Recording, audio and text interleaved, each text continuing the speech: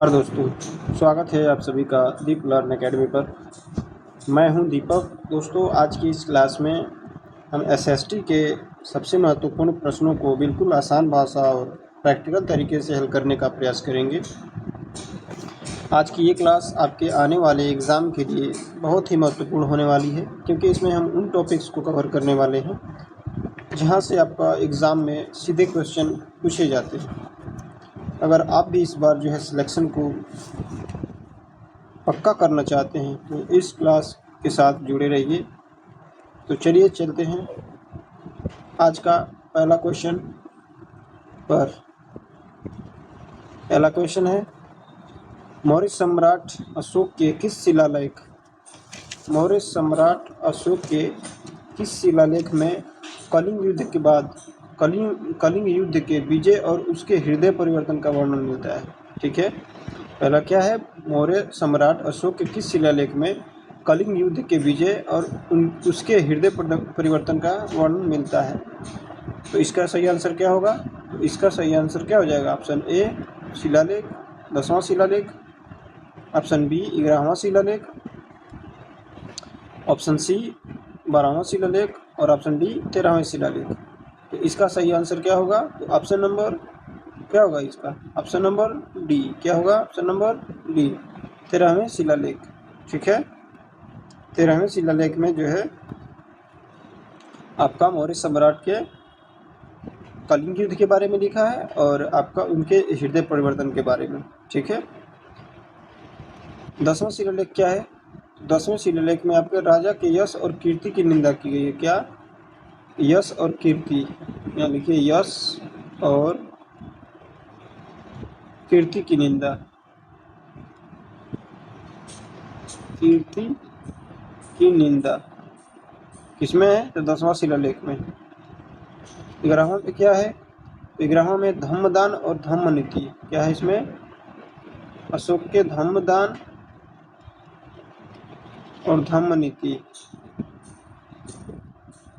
धम्म नीति। उसके बाद क्या है? 12वां शिलालेख। 12वां शिलालेख में क्या है? तो इसमें जो है सभी संप्रदायों का सम्मान, जैसे धार्मिक सहिष्णुता जिसको बोलते हैं, की बात की गई है।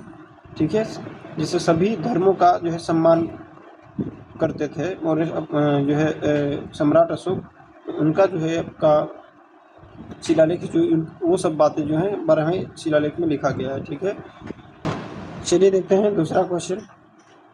दूसरा क्वेश्चन क्या है कि भारतीय राष्ट्रीय कांग्रेस का प्रसिद्ध सूरत विभाजन, जिसको हम गर्म दल और नरम दल में विभाजन के नाम से जानते हैं, वो किस वर्ष हुआ था? Option A 1905, option B 1907, option C 1911, option D 1916। तो इसका सही आंसर क्या होगा? 1905 देखते हैं। 1905 में क्या हुआ? तो ये जो है आपका बंगाल विभाजन किया गया था। कब? तो 1905 में। बंगाल विभाजन कब हुआ? 1905 में। किसने करवाया था? तो लॉर्ड कर्जन ने। किसने? Lord Curzon. ठीक है, 1907 क्या है? तो 1907 जो है यही है आपका सूरत अधिवेशन। क्या है आपका? सूरत अधिवेशन। सूरत विभाजन जो है यही है 1907। इसका सही आंसर क्या होगा? 1907। सूरत अधिवेशन जो है इसका अध्यक्ष कौन थे? तो ये थे आपका रास बिहारी घोष।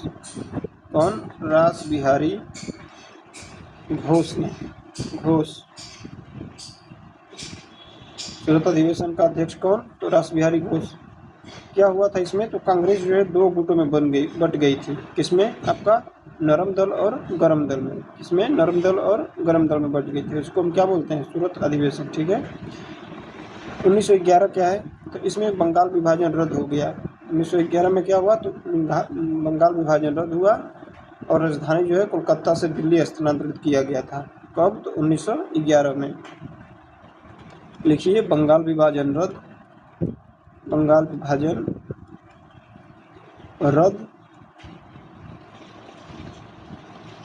उसके बाद आपका जो है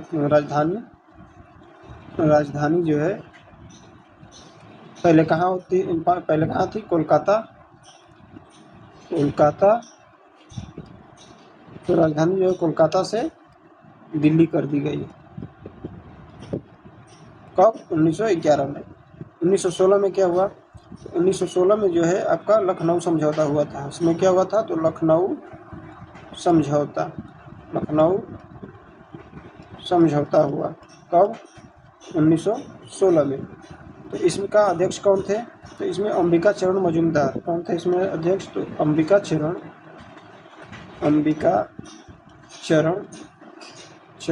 मजूमदार। ठीक है, चलिए देखते हैं आगे।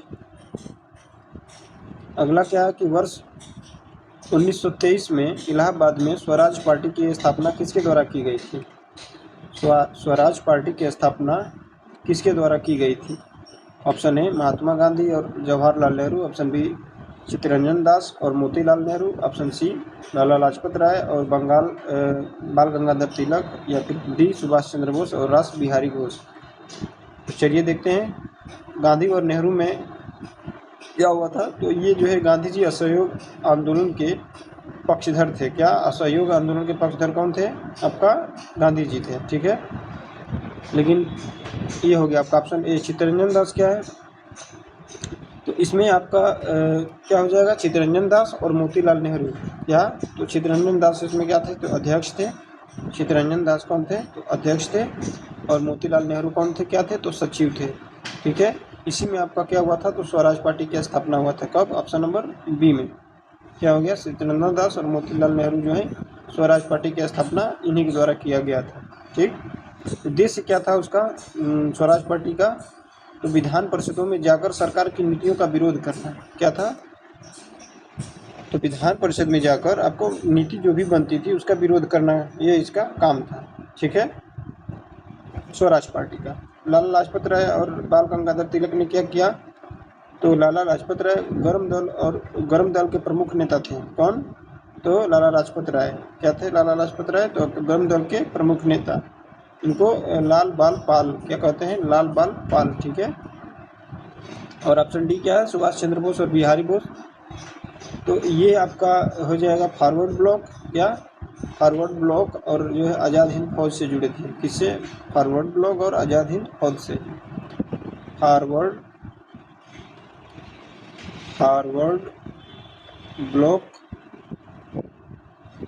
और आज़ाद हिंद फौज, आज़ाद हिंद फौज। ठीक है, चलिए देखते हैं अगला। भारत में 1993 में स्थायी बंदोबस्त परमानेंट सेटलमेंट प्रणाली किसने लागू की थी? Option A Lord Dalhousie, option B William Bentinck, option C Cornwallis, option D Lord Curzon. इसका सही आंसर क्या होगा? तो ऑप्शन नंबर सी। क्या होगा? Option number C, Lord Cornwallis ने बंगाल जो बिहार में जमींदारों को जमीन का स्थायी मालिक बनाया। क्या? बंगाल बिहार में आपका जमींदारों को जमीन का स्थायी मालिक बनाया। इन्हें क्या किया गया? इन्हें सिविल सेवा का जनक भी कहते हैं। किसे? सिविल सेवा का जनक किसे कहते हैं? आपको लॉर्ड कॉर्नवालिस को सिविल सेवा का जनक भी कहते हैं। ऑप्शन नंबर सी इसका सही आंसर हो गया। लॉर्ड डलहौजी को देखते हैं, ये क्या है? तो ये है आपका हड़प नीति। और भारत में जो है रेलवे के जनक कौन है आपका? तो ये है लॉर्ड डलहौजी। ठीक है, रेलवे के जनक भी हैं और क्या है? तो हड़प नीति के नाम से जाने जाते हैं। ठीक है, कॉर्नवालिस का हो गया। लॉर्ड विलियम बेटिंग क्या है? तो लॉर्ड विलियम बेटिंग जो है ये सती प्रथा पर रोक किए थे। क्या? 1829 में जो है सती प्रथा पर रोक। और भारत के क्या है ये? तो प्रथम गवर्नर जनरल है। क्या है? प्रथम गवर्नर जनरल। भारत के प्रथम गवर्नर जनरल कौन है? आपका लॉर्ड विलियम बेटिंग। और इन्होंने जो है 1829 में जो है सती प्रथा पर रोक लगाया था। लॉर्ड कर्जन क्या है? लॉर्ड कर्जन जो है ये 1905 में आपका बंगाल विभाजन किया था। लॉर्ड कर्जन क्या? बंगाल विभाजन जो है ये इनके द्वारा किया गया था। अगला देखते हैं काकोरी ट्रेन एक्शन। काकोरी कांड जो है की ऐतिहासिक घटना किस वर्ष हुई थी? 1920, 1922, 1925, 1929। तो इसका सही आंसर क्या होगा? ऑप्शन नंबर सी 1925 में हुआ था। ठीक है, 9 अगस्त, लिखिए 9 अगस्त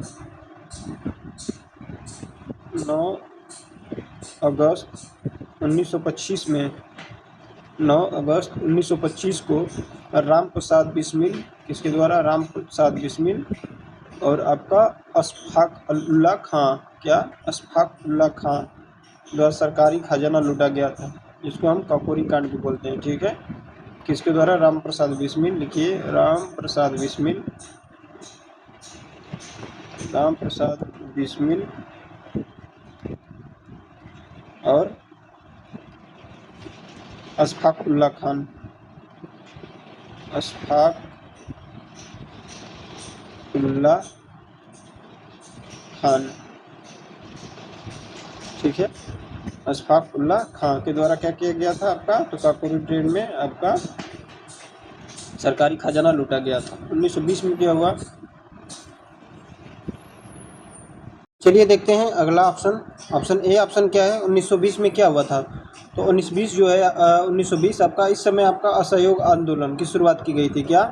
तो असहयोग आंदोलन की शुरुआत, असहयोग आंदोलन की शुरुआत, आंदोलन की शुरुआत, असहयोग आंदोलन की शुरुआत कब हुआ था? तो 1920 में। 1922 में क्या हुआ? तो इस समय आपका चौरी चौरा हत्याकांड, चौरी चौरा कांड जो हुआ था आपका, चौरी चौरा कांड, चौरी चौरा कांड कब हुआ था? तो आपका 1922 में। ठीक है, जिसके कारण जो है आपको गांधी जी ने असहयोग आंदोलन जो है वापस लिया था। ठीक है, आपका 1929 में क्या हुआ? तो लाहौर अधिवेशन जो है पूर्ण स्वराज की मांग की गई थी। कब?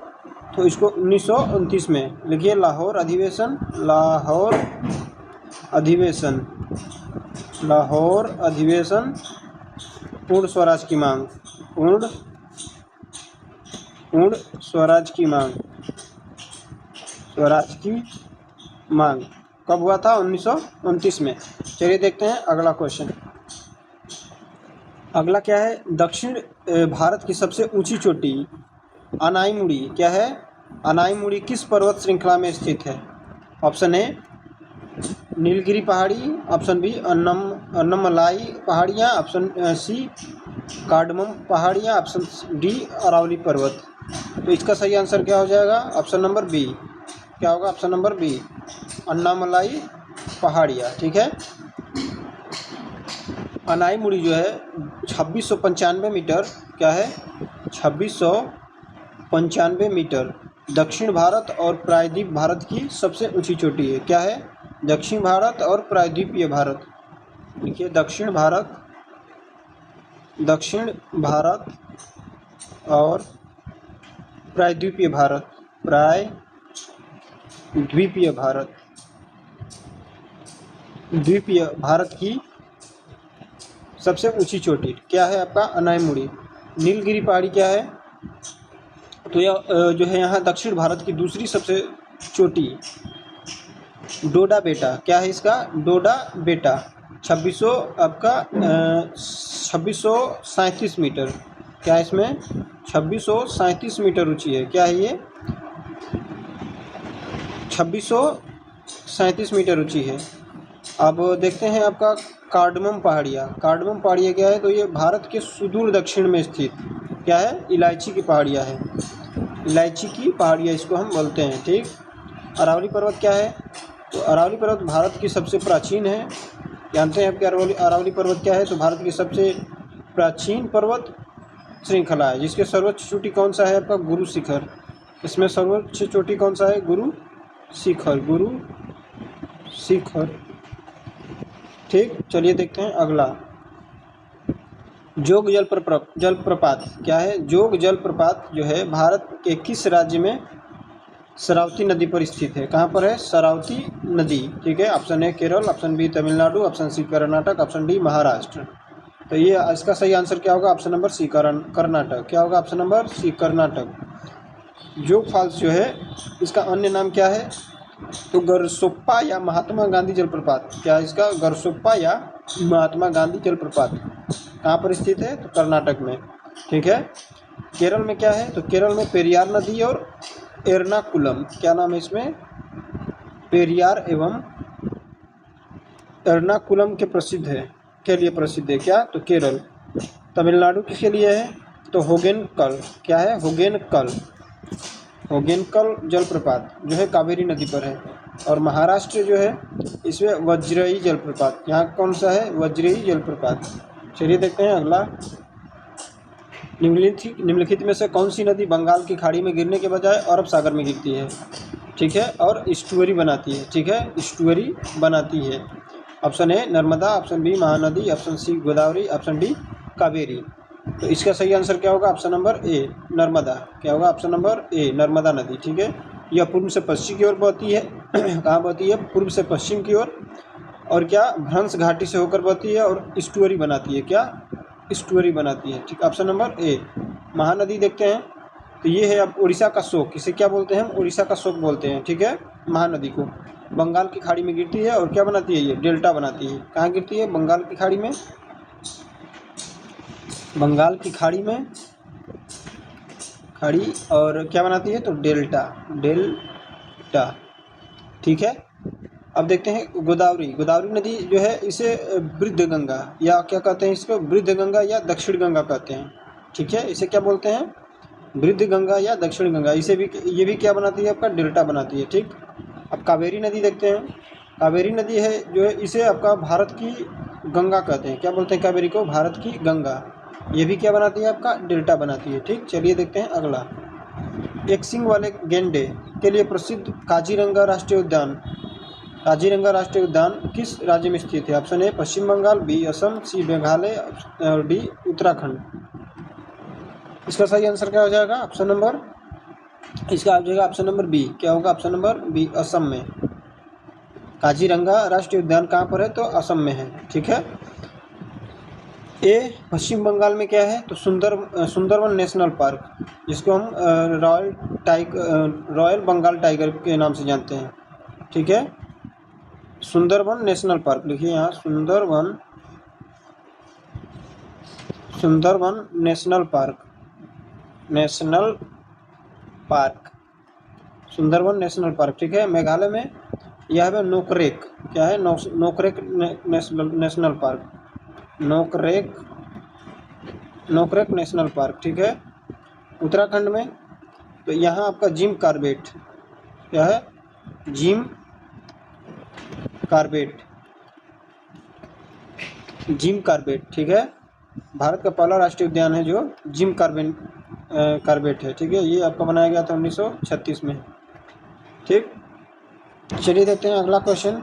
कपास की खेती के लिए सबसे उपयुक्त मानी जाने वाली मिट्टी काली मिट्टी को जो है अन्य किस नाम से जानते हैं? ऑप्शन ए खादर मिट्टी, बी बांगर मिट्टी, सी रेगुर मिट्टी, ऑप्शन डी लेटराइट मिट्टी। तो इसका सही आंसर हो जाएगा ऑप्शन नंबर सी। क्या होगा? ऑप्शन नंबर सी रेगुर मिट्टी। काली मिट्टी को हम रेगुर मिट्टी के नाम से भी जानते हैं। ठीक है, इसे काली मिट्टी या स्वतः जुताई वाली मिट्टी बोलते हैं। ठीक है, इसमें क्या होती है? तो जल धारण करने की क्षमता अधिक होती है। जल धारण करने की क्षमता, देखिए जल धारण करने की क्षमता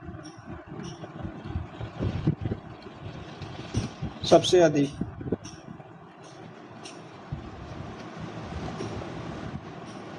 ठीक है, खादर मिट्टी क्या होता है? तो ये नदियों द्वारा जो है बहाकर लाई गई, क्या होती है? नदियों द्वारा बहाकर लाई गई जलोढ़ मिट्टी, इसको क्या बोलते हैं हम लोग? खादर मिट्टी। ये बहुत उपजाऊ होती है। क्या होती है? बहुत उपजाऊ। ठीक है, और बांगर मिट्टी जो है नदियों की पुरानी जलोढ़ मिट्टी। क्या होती है? नदियों की पुरानी जलोढ़ मिट्टी को हम क्या बोलते हैं? बांगर मिट्टी। उसके बाद लेटराइट मिट्टी क्या होता है? तो भारी बारिश वाले क्षेत्र में बनती है। क्या? तो लेटराइट मिट्टी जो है आपका भारी बारिश वाले क्षेत्र में बनती है। और ये किसके लिए जो है उपयुक्त है? तो आपका काजू, चाय,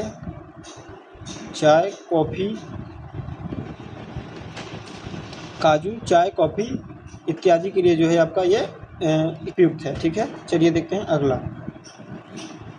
भारतीय संविधान के किस अनुच्छेद के तहत वित्तीय आपातकाल फाइनेंशियल इमरजेंसी लगाने का प्रावधान है? ठीक है, वित्तीय आपातकाल लगाने का प्रावधान किस अनुच्छेद में? ऑप्शन ए 352, बी 356, सी 360 और डी 370। ठीक है, तो इसका सही आंसर क्या होगा? Option number C. क्या होगा? Option number C 360। क्या होगा? अनुच्छेद 360 में आपका वित्तीय आपातकाल जो है भारत में आज तक एक बार भी नहीं लगाया गया है। क्या? भारत में आज तक एक बार भी नहीं लगा गया है। नेशनल इमरजेंसी जो है, फाइनेंशियल इमरजेंसी जो है आज तक कभी नहीं लगा है। ये किस में दिया गया? आपका 360 में। ठीक, अब देखते हैं 352 में क्या है। तो इसमें आपका राष्ट्रीय आपातकाल क्या है? राष्ट्रीय आपातकाल, ये आपका राष्ट्रीय आपातकाल राष्ट्रीय आपातकाल जो है ये 352 में है। ठीक, 356 में क्या है? तो ये है राष्ट्रपति शासन। 356 में क्या है? राष्ट्रपति शासन। राष्ट्रपति शासन किस में है? तो 356 में है। इसमें राज्यों में जो है संवैधानिक तंत्र विफल होने पर क्या लगाया जाता है? आपका राष्ट्रपति शासन लगाया जाता है। 360 क्या है? तो वित्तीय आपातकाल। 360 क्या है? वित्तीय आपातकाल। ठीक, इसमें आपका दिया गया है। और 370 क्या है? तो 370 हटा दिए, 370 हटा दिए आप लोग, मतलब इसको प्रचार में था, आप इसको सुने होंगे। तो ये जो क्या है? तो जम्मू कश्मीर का पूर्व विशेष दर्जा क्या है? तो जम्मू कश्मीर का जो है पूर्व विशेष दर्जा था, उसको समाप्त कर दिया गया। इसको क्या बोलते हैं? इसमें क्या है आपका? 370 में है। ठीक है, चलिए देखते हैं अगला क्या है कि किस संविधान संशोधन अधिनियम द्वारा मतदान करने की न्यूनतम आयु 21 वर्ष से घटाकर 18 वर्ष कर दी गई। ठीक है, 21 वर्ष को घटाकर 18 वर्ष कर दी गई।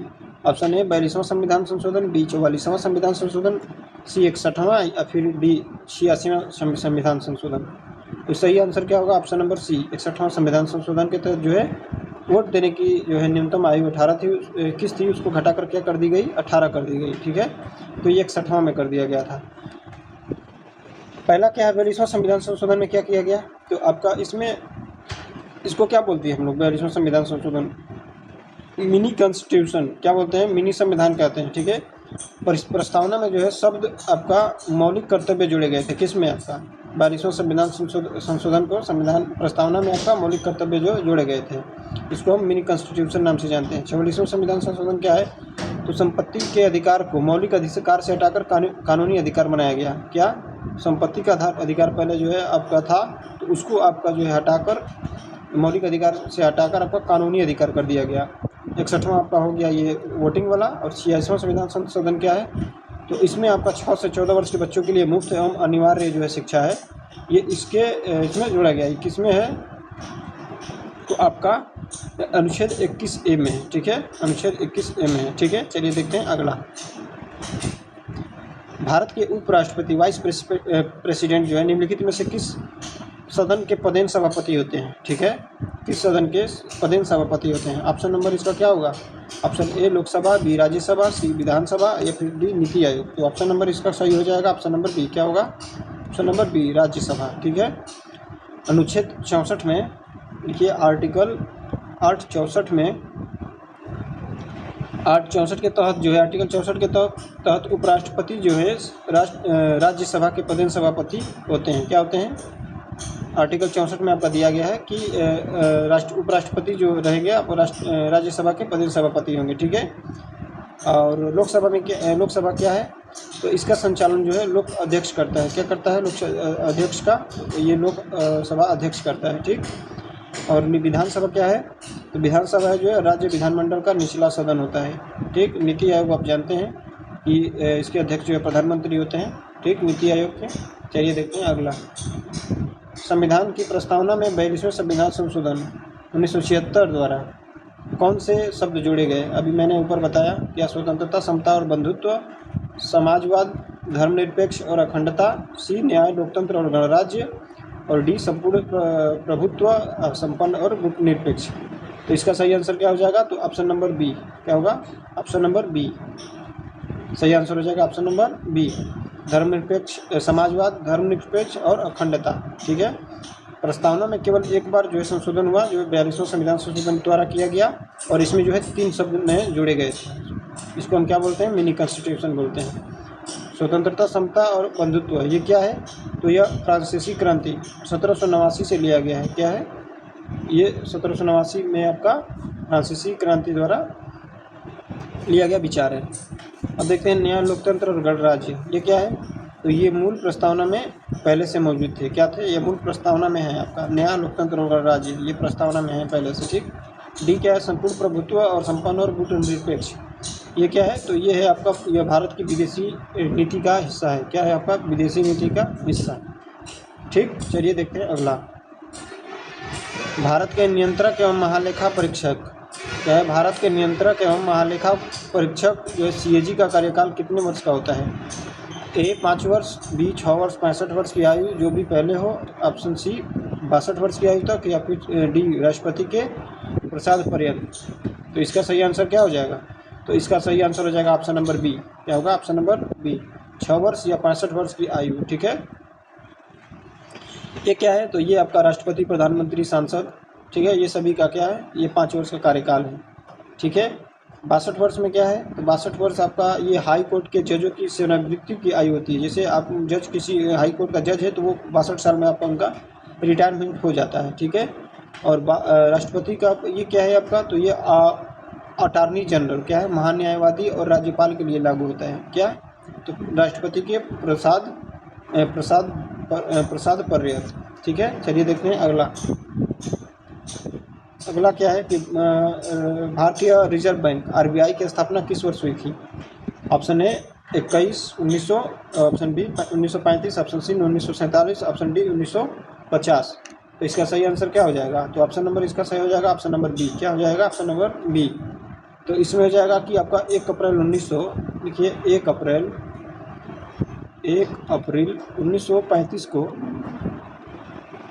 ठीक है, 1 अप्रैल 1935 को जो है हिल्टन यंग आयोग की सिफारिश पर क्या हुआ था? तो आपका RBI की स्थापना हुआ था, ठीक है। जिसे हम राष्ट्रीयकरण इसका करते हैं कब? तो 1 जनवरी 1949 को, ठीक है। राष्ट्रीयकरण हुआ कब? 1 जनवरी 1949 को। 1921 को क्या होता था? इम्पीरियल बैंक ऑफ इंडिया बना, किसमें? जो कि 1935 में SBI बन गया। अब इम्पीरियल बैंक ऑफ इंडिया जो है 1921 में बना था। क्या लिखिए इस पर? इम्पीरियल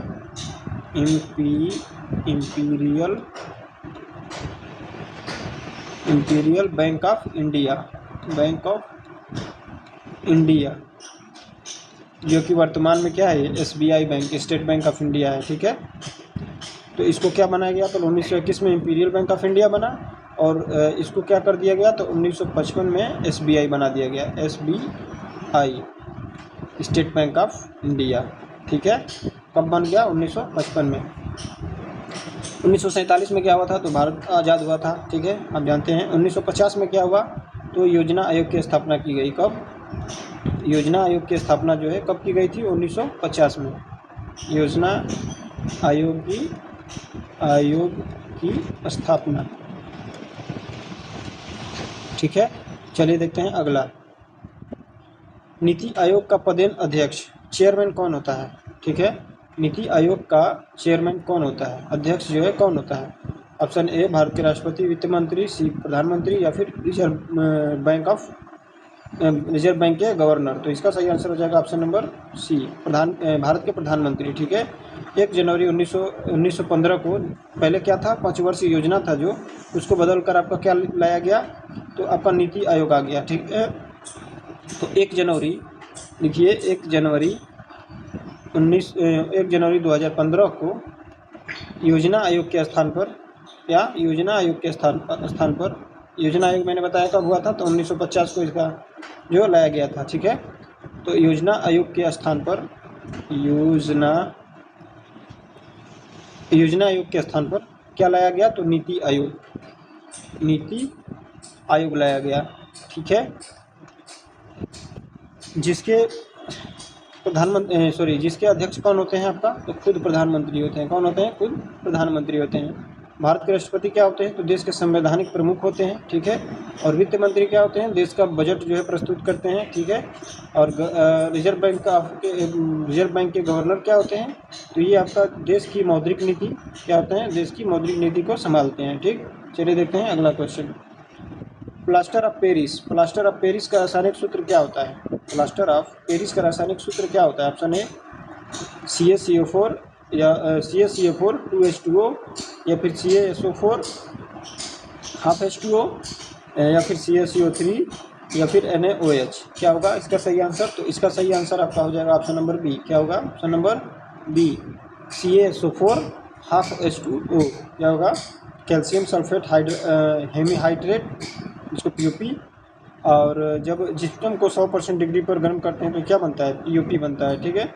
और ये किसका है, तो ये जिप्सम का सूत्र है, किसका है, जिप्सम, ये जिप्सम, जिप्सम, जिप्सम का सूत्र क्या है, तो CaSO4 2H2O। CaCO3 किसका है, तो ये संगमरमर या चूना पत्थर, क्या बोलते हैं इसको, संगमरमर, संगमरमर या चूना पत्थर, चूना पत्थर, ठीक है। या कैल्शियम कार्बोनेट, ठीक है। NaOH क्या है, तो ये कास्टिक सोडा, कास्टिक सोडा का सूत्र है, ठीक है। चलिए देखते हैं अगला क्या है, मानव शरीर की किस ग्रंथि को मास्टर ग्रंथि कहा जाता है। ऑप्शन ए थायराइड ग्रंथि, बी एड्रिनल ग्रंथि, ऑप्शन सी अग्नाशय और डी पीयूष ग्रंथि।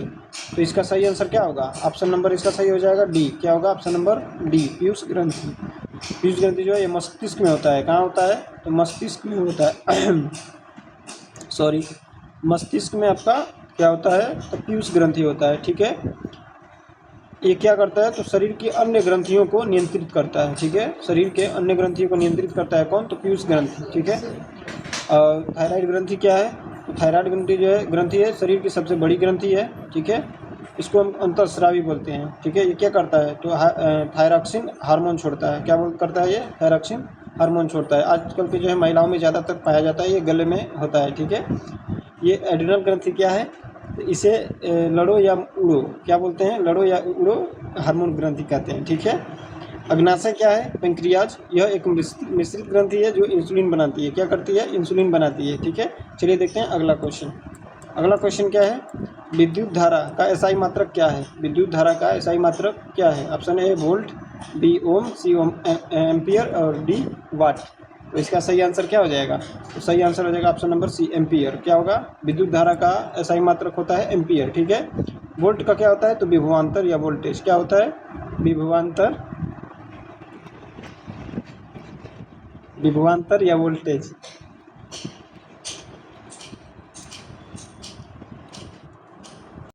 चलिए देखते हैं ओम किसका है, ओम जो है आपका विद्युत प्रतिरोध किसका होता है, विद्युत प्रतिरोध का लिखिए, विद्युत प्रतिरोध का एसआई मात्रक है प्रतिरोध, ठीक है।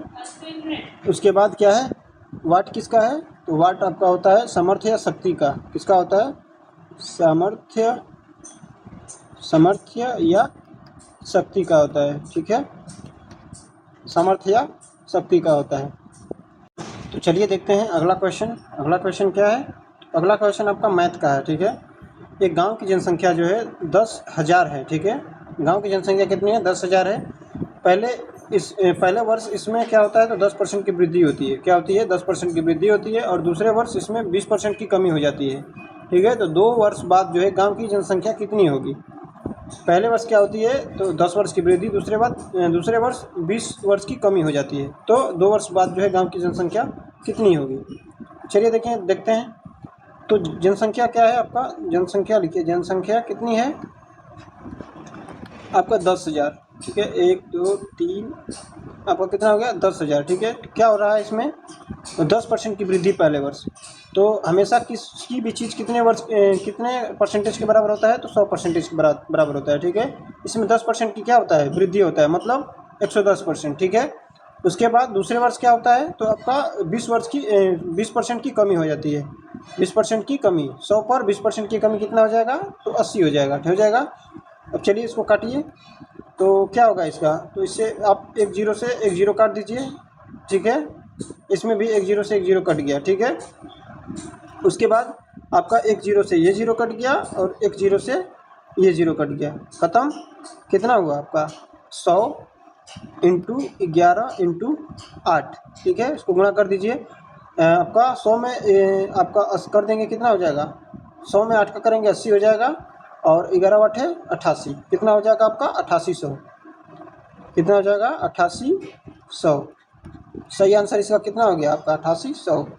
सही आंसर क्या है इसमें, ऑप्शन नंबर बी है, ठीक है। चलिए देखते हैं अगला क्वेश्चन अगला क्वेश्चन क्या है, किसी वस्तु को 720 रुपये में बेचने पर एक दुकानदार को 10% की हानि होती है, क्या होती है? तो 720 रुपये का जो सामान है उसको बेचता है तो उससे क्या होती है, 10% की हानि होती है। यदि वह 20% लाभ कमाना चाहता है, ठीक है, तो उसे वस्तु को किस मूल्य पर बेचना चाहिए? Option A 840, B 900, C 960, D 1000।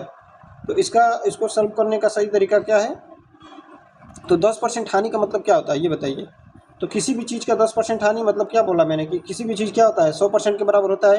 तो 10% का हानि हो गया तो कितना हो गया? 90%। ठीक है, तो 90% का मान कितना दिया गया है इसमें? 720 दिया गया है। ठीक है, अब कितना बोल रहा है आपका? 20% लाभ कमाना।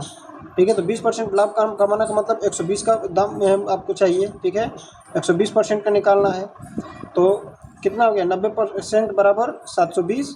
तो 1% का मान कितना हो जाएगा? 1% का मान जब इधर ले जाएंगे तो 9 से कट जाएगा, 9 8 72, आपको कितना हो जाएगा? 8 हो गया। उसके बाद आपका कितना होगा? 1% का मान कितना है? तो 8%। तो 120% का मान कितना हो जाएगा? तो 120 गुणे 8 बराबर गुणा कर दीजिए, 12 8 96, 960 रुपया। कितना हो जाएगा? 960 रुपया। ऑप्शन नंबर सी हो जाएगा सही। और इसको एक लाइन में लगाना है तो इसको क्या करेंगे? 720 जो है ये किसका मान है ये बताइए।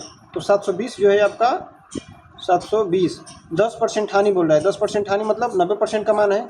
हमको बताना कितना का है? 20% लाभ कमाना, मतलब 100 का सामान को 120 रुपये में बेचेंगे तभी 20% का लाभ कमाएंगे। तो 120 का मान निकलना है। 9 से 9 काट दीजिए, आपका 0 से 0, आपका 9 से काट देंगे, 9 8 72, ऊपर 80 हो गया और 12 8 96, 960। आपका एक लाइन में आंसर आ गया। चलिए देखते हैं अगला। यदि 12 वस्तुओं का क्रय मूल्य 9 वस्तुओं के विक्रय मूल्य के बराबर है तो लाभ प्रतिशत बताइए। क्या बोल रहा है? 9 वस्तुओं का क्रय मूल्य, 9 का सीपी क्या है? 12 का सीपी 9 के एसपी के बराबर है, मतलब सेलिंग प्राइस के बराबर है। तो इसका आंसर सही क्या हो जाएगा? ठीक है, तो चलिए देखते हैं क्या होगा। तो आपका सीपी कितना हो गया? सीपी बटा एसपी बराबर, ठीक है, तो सीपी इधर है आपका, तो इसका सीपी का मान क्या हो जाएगा आपका? 9।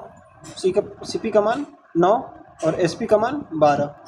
सीपी का मान 9 और एसपी का मान 12। 3 3 के 9, 3 6 के 12, कितना हो गया? 3/4। 3/4 है। मान के चलिए आपका क्या है? 3 और विक्रय कितना हो गया? 4। ठीक है, 3 का सामान को आप 4 रुपये में बेच रहे हैं। 3 का सामान है, आपको 1 रुपया अधिक पर बेच रहे हैं। कितना पर? 4 रुपया पर। सीपी कितना है? 3 है और एसपी कितना हो गया? 4। तो 3 का सामान को 1 रुपया अधिक पर बेचेंगे 4 रुपया पर। इसका परसेंटेज बताना है। ठीक है, तो 3 का सामान के 4 रुपये में बेचेंगे, कितना का लाभ होगा? 1 रुपया का होगा। कितना पर? 3 पर होगा। इसका परसेंटेज निकालने के लिए 100 से गुणा से करेंगे। 100 से गुणा, अब इसको काटिए, 3 से काटेंगे, 3 3 के 9, 3 3 के 9, तो 33.33%। क्या होगा? 33.33%। किसमें है आपका? ऑप्शन नंबर सी में है, 33.33%। ठीक है, चलिए देखते हैं अगला। अगला क्या है कि 3 संख्याओं का अनुपात जो है 3 4 और 2 3 और 4 है, उनके वर्गों का योग जो है 116 है। तो इनमें से बड़ी संख्या कौन सी है? ठीक है, तो इसमें बड़ी संख्या कौन सी है? तो हल करने का इसमें तरीका क्या है? तो माना कि संख्या कितना है? 2x 3x और 4x। क्या माना? 2x 3x और 4x। ठीक है, तो उनके वर्गों का योग कितना हो जाएगा आपका? कितना होगा वर्गों का योग? तो 2x का होल स्क्वायर, 2x का स्क्वायर, उसके बाद 3x का स्क्वायर, उसके बाद 4x का स्क्वायर हो जाएगा बराबर। क्या करिएगा आप इसको? तो करिए इसमें, अब 2 का 2 वर्ग करेंगे तो कितना होगा? इधर मत करिए, इधर करिए। 2 का 2 करेंगे तो 4x होगा 4x स्क्वायर हो जाएगा। उसके बाद प्लस तितली के 9x स्क्वायर, उसके बाद चर्चों के 16x स्क्वायर बराबर, जब पूरा को जोड़ देंगे कितना हो जाएगा? 29x स्क्वायर हो जाएगा। उसके बाद अब देखिए 29x क्या है? 29x स्क्वायर बराबर कितना दिया गया है? तीनों का वर्गों का योग कितना है? 116। तो 116 किसका मान है? 29x स्क्वायर का मान है। ठीक है, तो x स्क्वायर का मान कितना हो जाएगा? तो 116 बटा में 29 होगा। उसके बाद काटिएगा तो कितना हो जाएगा? 29 को 4 बार में जाएगा, तो इधर करिए। ठीक है, तो x स्क्वायर बराबर कितना हो गया? 4 हो गया। तो x बराबर क्या हो जाएगा? तो 4 का इधर करेंगे जब इसको तो अंडर रूट में चला जाएगा। उसके बाद x बराबर 2 हो गया। ठीक है, तो सबसे बड़ी संख्या इसमें कौन सी है? 4 है। है 3, 2, 3 और 4, तो इसमें बड़ी संख्या पूछा है, तो बड़ी संख्या 4 है, तो 4 में 2 का गुणा कर दीजिए, तो x बराबर आपका क्या आ जाएगा, 4 गुणे 2 बराबर 8। ये सही आंसर हो गया। ठीक है, ये क्या हो गया आपका, सही आंसर हो गया। चलिए देखते हैं अगला क्वेश्चन। अगला क्वेश्चन क्या है कि ये 11 संख्याओं का औसत 50 है। यदि प्रथम 6 संख्याओं का औसत 49 है और अंतिम 6 संख्याओं का औसत 52 है, तो छठी संख्या का मान बताना है। ठीक है, तो ये जो है आपका होमवर्क के लिए है। ठीक है, इसका आंसर जो है आपको कमेंट में बताना है, और जो भी दिक्कत परेशानी आता है तो आप इसको जो है कमेंट में बताइए, हम उसका सलूशन जो है सॉल्व करने का प्रयास करेंगे। तो ये रहा आज का क्लास। वो सभी महत्वपूर्ण प्रश्न जो आपके एग्ज़ाम के लिए बहुत ही महत्वपूर्ण है। मुझे उम्मीद है कि आज की क्लास जो है आपके बहुत सारे डाउट को क्लियर किए होंगे और आपको कुछ नया सीखने को मिला होगा। तो क्लास अच्छी लगी हो तो वीडियो को लाइक करें। ठीक है, अपने दोस्तों के साथ शेयर करें और दीप लर्न एकेडमी को सब्सक्राइब करना जो है नहीं भूलें। तो चलिए मिलते हैं अगली क्लास में, तब तक के लिए धन्यवाद।